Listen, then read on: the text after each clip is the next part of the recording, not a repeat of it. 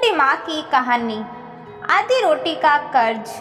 पत्नी बार बार माँ पर इल्जाम लगाए जा रही थी और पति बार बार उसको अपनी हद में रहने को कह रहा था, लेकिन पत्नी चुप होने का नाम ही नहीं ले रही थी। वे जोर जोर से चीख चीख कर कह रही थी कि उसने अंगूठी टेबल पर ही रखी थी और तुम्हारे और मेरे अलावा इस कमरे में कोई नहीं आया। हो ना हो अंगूठी माजी ने ही उठाई है।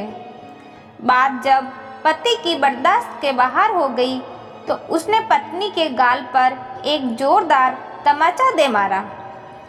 अभी 3 महीने पहले ही उनकी शादी हुई थी। पत्नी से तमाचा सहन नहीं हुआ। वह घर छोड़कर जाने लगी और जाते जाते पति से एक सवाल पूछा कि तुमको अपनी माँ पर इतना विश्वास क्यों है। तब पति ने जो जवाब दिया उस जवाब को सुनकर दरवाजे के पीछे खड़ी माँ का मन भर आया। पति ने पत्नी को बताया कि जब वह छोटा था तब उसके पिताजी गुजर गए। माँ मोहल्ले के घरों में झाड़ू पोछा लगाकर जो कमा पाती थी उसे एक वक्त का खाना आता था।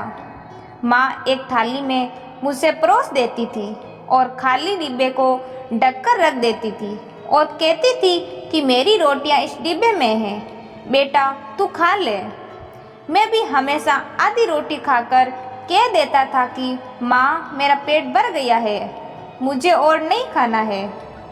माँ ने मेरी झूठी आधी रोटी खाकर मुझे पाला पोसा और बड़ा किया है और आज मैं 2 रोटी कमाने लायक हो गया हूँ। लेकिन ये कैसे भूल सकता हूँ कि जिस माँ ने उम्र के उस पड़ाव पर अपनी इच्छाओं को मारा था, वह माँ आज उम्र के इस पड़ाव पर किसी अंगूठे की भूखी होगी। ये मैं सोच नहीं सकता। तुम तो 3 महीने से मेरे साथ हो। मैंने तो माँ की तपस्या को पिछले 25 वर्षों से देखा है। ये सुनकर माँ की आंखों से आंसू छलक उठे। वे समझ नहीं पा रही थी कि बेटा उसकी आधी रोटी का कर्ज चुका रहा है या वह बेटे की आधी रोटी का कर्ज। दोस्तों, ये बूढ़ी माँ की कहानी अच्छी लगी तो लाइक और शेयर ज़रूर करें। यह कहानी सुनने के लिए बहुत बहुत धन्यवाद।